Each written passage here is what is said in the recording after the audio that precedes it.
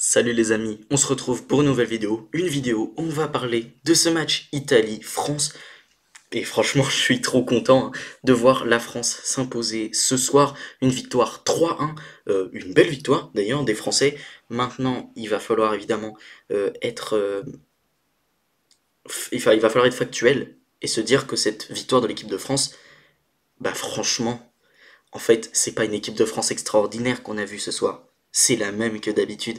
C'est juste qu'on a été porté par des individualités. Et en l'occurrence, les individualités ce soir sont Lucas Digne et Adrien Rabiot, qui ont su être décisifs au moment où on en avait besoin. Je pense à Adrien Rabiot qui a été décisif sur le corner et le coup franc, mais également Digne qui a distribué deux passes décisives et qui tire le coup franc sur le but contre son camp de Vicario. D'ailleurs, le coup franc qui était magnifiquement bien tiré. C'est dommage qu'on lui ait pas accordé, mais bon, c'est comme ça. C'est un but contre son camp de Vicario. Là, y a rien à dire. Mais voilà, c'est dommage, mais n'empêche que il a fait un très gros match, Lucas Digne, comme beaucoup de joueurs de cette équipe. Et évidemment, on va en parler. Et déjà, je vais vous montrer un petit peu les petites statistiques. Et déjà, on peut voir ici que en termes de possession, ça a été une possession de balle qui a été plutôt équilibrée, même si elle a été plutôt à l'avantage de l'Italie.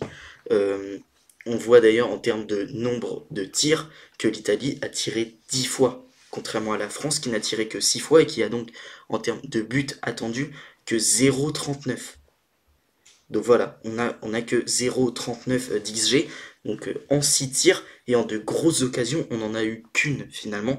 Et donc en fait, on a su être décisif sur peu d'occasions en fait. On a eu très peu d'occasions extrêmement dangereuses. Cette Italie nous a posé beaucoup de problèmes.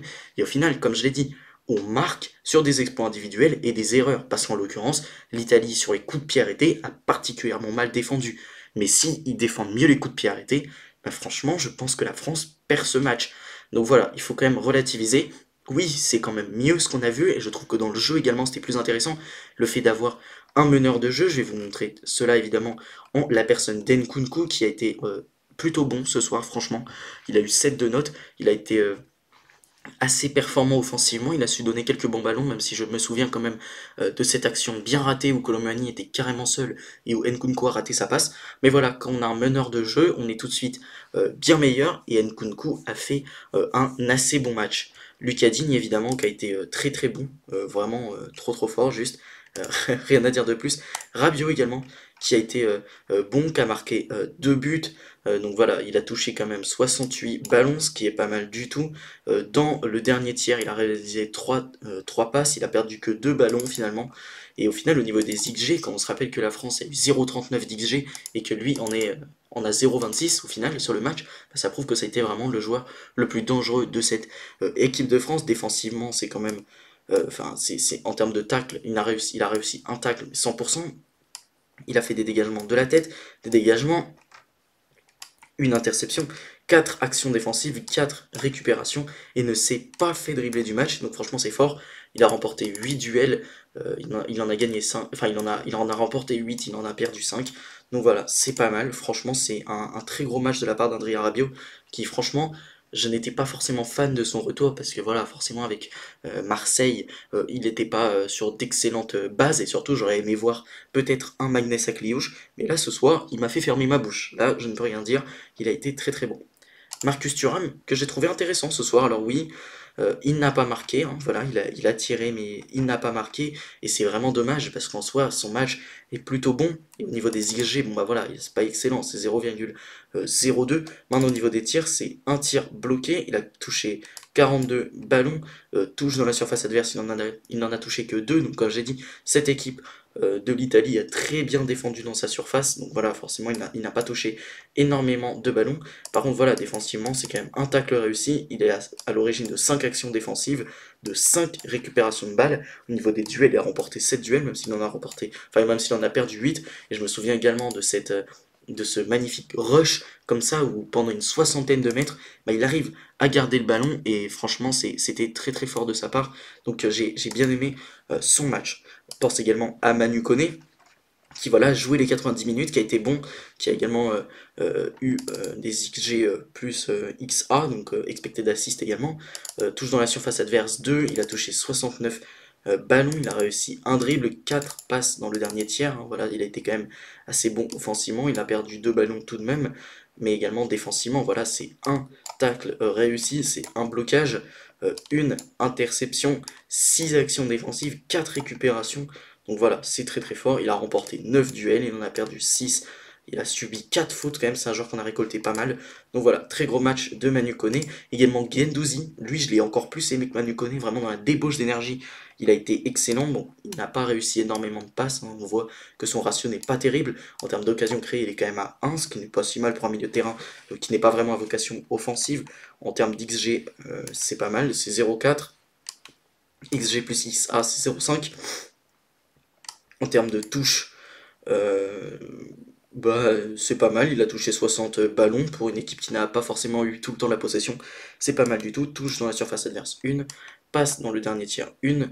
Mais là, c'est également ce qui m'intéresse, c'est défensivement. Alors certes, il n'a pas taclé, mais par contre, on voit 4 dégagements, un dégagement de la tête, 2 interceptions, 8 actions défensives, 3 récupérations. Franchement, c'est un très gros match de la part de Guendouzi qui a eu une très grosse débauche d'énergie et qui, moi par exemple, je me souviens d'actions où juste il jaillit littéralement pour récupérer les ballons.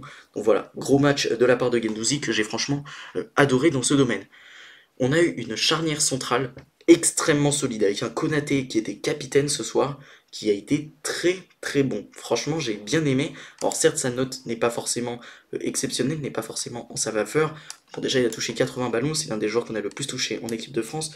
3 passes dans le dernier tiers, donc ça c'est bien, c'est-à-dire que on a pu être parfois très très haut. 2 ballons perdus, voilà.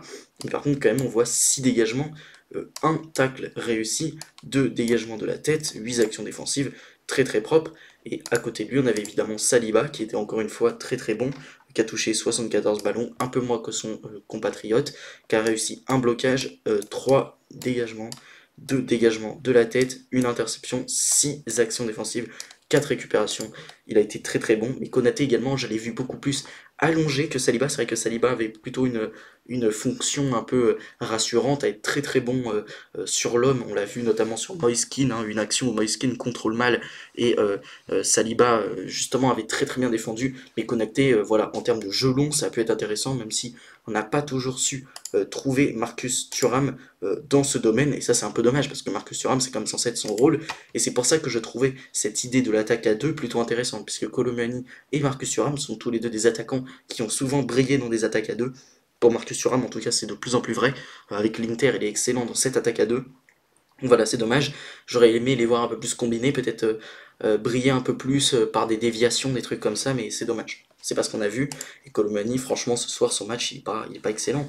Il a touché 30 ballons, alors je me souviens de son passement de jambes, j'étais étonné, parce que d'habitude, enfin, on a l'habitude que Colomani joue en Timberland, mais voilà, en termes d'interception, par exemple, en termes d'action défensive, en termes de récupération, il a été bon, Colomani. Encore une fois, il a eu une grosse débauche d'énergie. Mais voilà, 13 duels perdus, quoi. 13 duels perdus. C'est quand même dramatique. Et Koundé, lui, n'a pas fait le match de sa vie. Pour le coup, pour moi, il est carrément fautif. Sur le premier but, il se fait presser par Di Marco, il se fait avoir. Et derrière, il lâche encore une fois le pressing. Enfin, et Di Marco centre. D'ailleurs, Di Marco et Cambiasso, les deux ont fait un match absolument extraordinaire. Vraiment, Cambiasso, moi surtout, il m'a impressionné. Hein. Par ses dribbles, tout ça, je trouve que Dean, défensivement, n'a pas forcément été excellent de A à Z. Mais voilà, ça reste quand même une des victoires assez importantes ce soir pour l'équipe de France. Et voilà, franchement, c'est tout ce que j'avais à dire ce soir. Vous savez, cette équipe de France, globalement, je vois pas d'évolution. Je vois pas d'évolution particulière dans cette équipe. Je suis presque déçu. Je suis content qu'on soit passé premier, évidemment, parce que cette victoire fait en sorte qu'on soit premier du groupe. Donc ça, évidemment, c'est top. On est premier du groupe de Nations League. Par contre, je ne vois pas d'évolution dans le jeu. Et moi, je trouve que certes, Nkunku a fait du bien un petit peu dans le cœur du jeu pour essayer de créer, mais pour moi, la compo parfaite pour cette équipe de France, c'est le 4-2-3-1. C'est le 4-2-3-1. Mais comme on n'a pas de vrai avant-centre qui performe énormément, et surtout, c'est souvent des joueurs qui, encore une fois, performent dans des attaques à deux, comme Marcus Thuram, comme Colomani, qui a performé à Francfort dans une attaque à deux, et qui a beaucoup de mal avec le Paris Saint-Germain dans une attaque où il est seul en pointe, bah je me pose la question. Maintenant, c'est vrai que le 4-2-3-1, pour moi, semble être la composition la plus intéressante pour cette équipe de France. Parce qu'on a vu que Nkunku, bah, c'était très très fort. Et franchement, quand je me rappelle de ce match face à l'Israël, où justement on a ce milieu à 3 très très lent, très très mou, qui n'arrivait pas à être créatif, là franchement, ce soir c'était mieux. Maintenant, ce soir, on a quand même eu des phases de possession qui étaient très très lentes, qui étaient entre les centraux et le gardien. C'était très mou, très lent, on n'arrivait pas à prendre de la vitesse, ça manquait de beaucoup de spontanéité. Il y a des phases de contre comme ça, où juste, dès qu'il y a un joueur, dès qu'on est en un contre un, eh bien on recule. On recule, on recule, et on rentre dans une phase de possession totalement stérile. Et ça, c'est un peu ce que je reproche à cette équipe de France de Didier Deschamps, à vouloir trop entrer dans la gestion. Et ben au final, on se fait surprendre et on prend ce but bête de Cambiasso parce que on veut trop rentrer dans dans de la gestion et au final, on se fait avoir bêtement sur une phase de pressing des Italiens. D'ailleurs, je pense également à ce pressing haut. En fait, le pressing haut de l'équipe de France, il peut être très bon, sauf qu'en fait, on presse pas.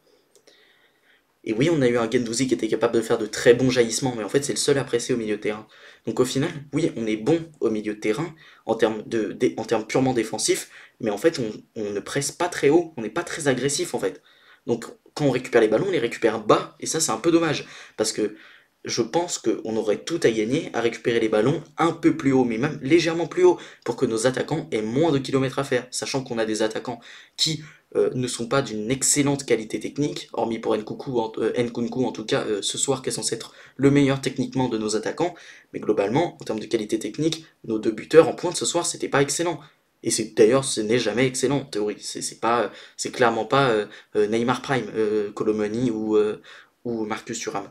Mais du coup, c'est dommage de se dire que ces joueurs qui ont une bonne, qui sont des bons joueurs pour ce qui est de la vitesse et qui sont très puissants, qui ont un physique très puissant également, bah c'est dommage qu'on ne récupère pas les ballons un petit peu plus haut parce que je pense qu'on pourrait les mettre plus rapidement et plus facilement dans des positions de marqué. Et surtout, eux, je pense qu'on verrait moins leur déficit technique parce que forcément, Colomani, c'est des mauvais contrôles, Marcus Thuram également.